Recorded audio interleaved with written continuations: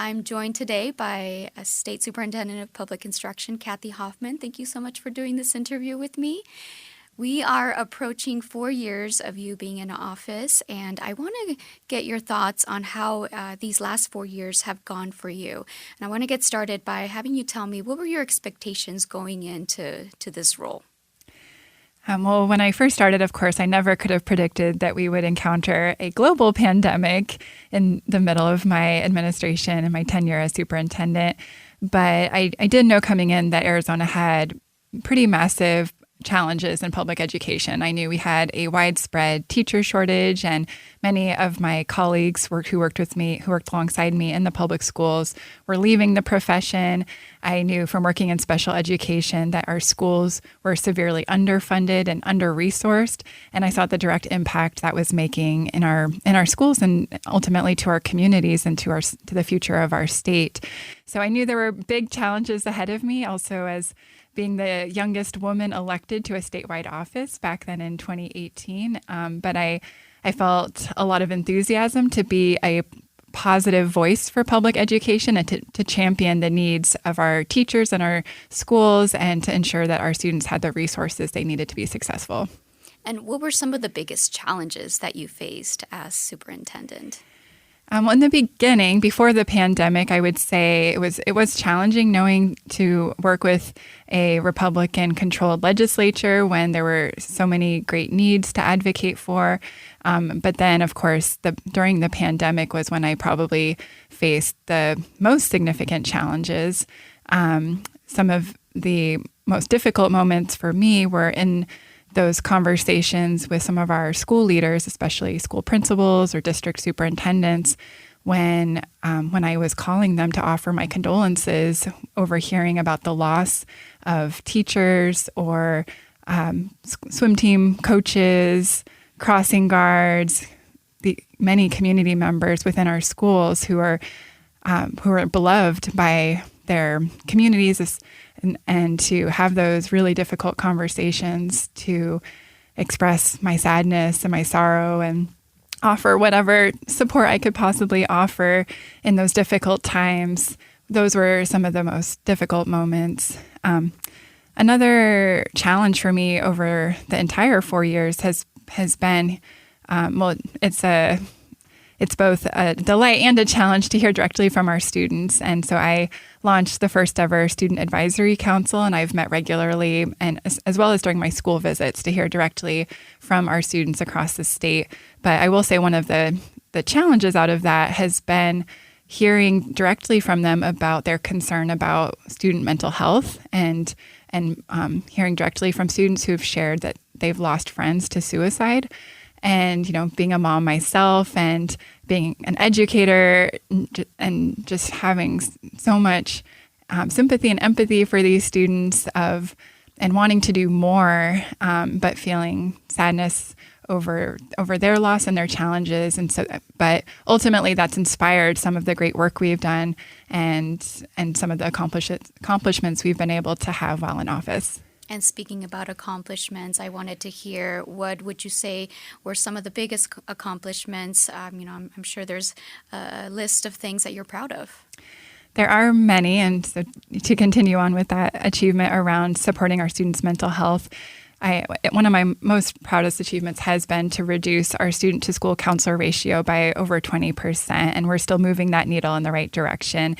We've been able to build out our school safety grant program it started as a $12 million program, and we've been able to advocate in a bipartisan way so that it's now an $80 million program, which ultimately means more school counselors and social workers in our schools ensuring the safety and well-being of our students. So that's definitely one of my proudest achievements. I've also, even just this week, had some really exciting news that another passion of mine is preschool and pre-K programs for our students.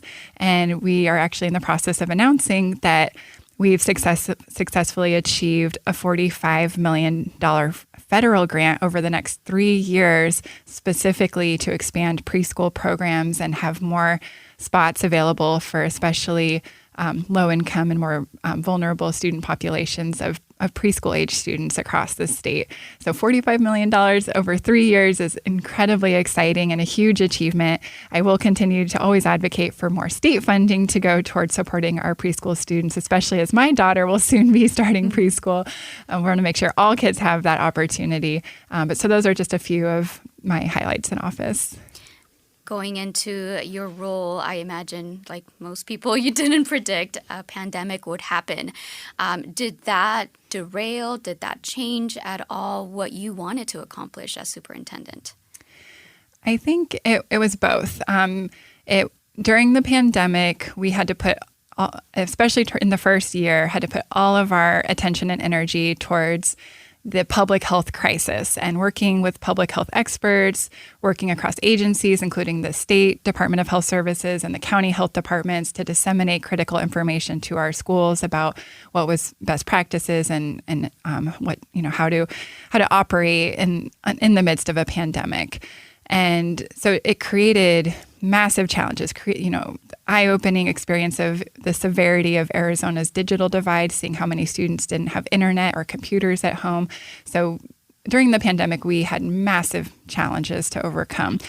But then it also created opportunities that we never would have had. So ultimately, Arizona received and we're still in the process of receiving over $4 billion from Congress from the CARES Act, from the American Rescue Plan, from these federal packages of COVID federal relief dollars that ultimately provided us with funds to do some really big, innovative projects like starting the teacher residency program.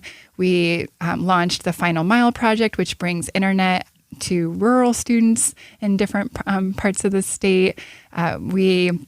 We've been able to invest, we had the discretion over $200 million for these types of innovative projects, working with nonprofits like the Boys and Girls Club. So all types of models to support kids and families across the state. And so without the pandemic, there never would have been that type of opportunity to launch some really big, innovative, supportive programs. So ultimately, that was the silver lining of this really traumatic and trying time for our community. How much would you say that the pandemic derailed educational progress for students? I think it definitely had an impact in terms of student achievement over the past couple of years, but we have seen that some groups were hit harder than others, and unfortunately, that there were those disparities that were exacerbated by the pandemic, especially kids who had less resources at home, or communities that were hit hardest by the pandemic, such as our Native American communities that also it was typically in our Native American students that they stayed at home longer and took longer to return back to in-person. But when we look at the big picture and we can look at the national picture, when we one example is looking at the national assessment scores, the NAEP test scores, and actually Arizona, compared to other states, did relatively well. We held steady in reading looking from 2019 to 2022. We held steady in reading, and we, of course, had some decline in math like other states. But when we compare how Arizona did to our neighboring states like California, Nevada, New Mexico, we either matched or outperformed them academically over the looking at the 2022 scores.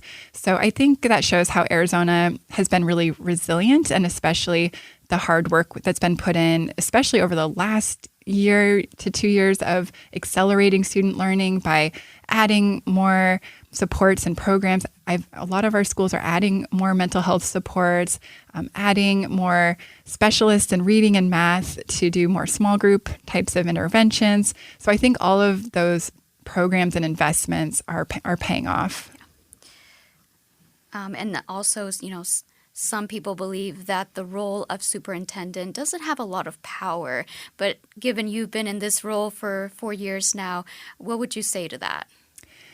I think it's important that public education has a strong advocate at the helm as being superintendent of public instruction. I know I've been outspoken at the local level in supporting our schools, but also at the national level when there have been there was a time during the pandemic when the federal government, the U.S. Department of Education under Betsy DeVos was threatening to take away our federal funding, and I was able to speak out against that. So I do think it's important to have an advocate, someone who is a champion for our teachers and our schools in this role, also to work with the legislature and again to try to find those bipartisan the ways to find common ground to move public education forward, I think is really important.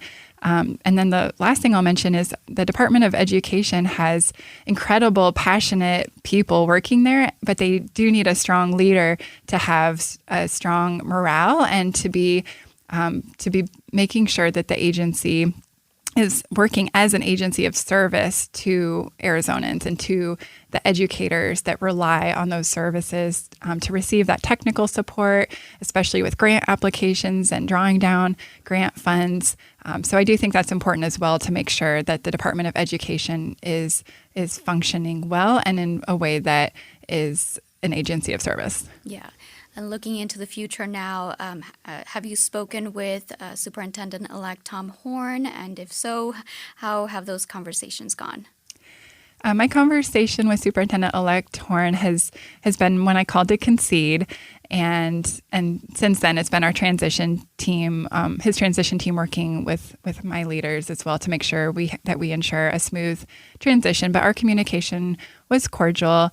One thing that's been disappointing is through the transition is knowing that he made the decision to bring in an entirely new executive leadership team into the department, which to me is more of a political direction, considering some of these positions include our chief information officer, which is in charge of our IT department, and just knowing that we have really big projects in motion, like our school payment finance system that we're in the process of overhauling. And we really need to make sure we have technical experts and there's no disruption to these projects that are millions of dollars in investments.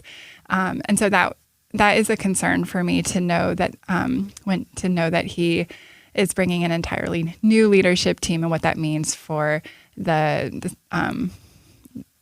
completion of those types of projects. Yeah. And what's next for you? At this time, I can say with certainty that I'm enjoying more family time. It's been a relief to not have campaign events every night, every weekend, and such extensive travel for work. So I'm spending a lot of quality time with my daughter and my husband and family, and I look forward to more of that. Professionally, I am keeping my eye open for the right opportunity and expect that there will be more opportunities that arise after the holidays. Well, thank you so much for joining me. Thank you, Griselda.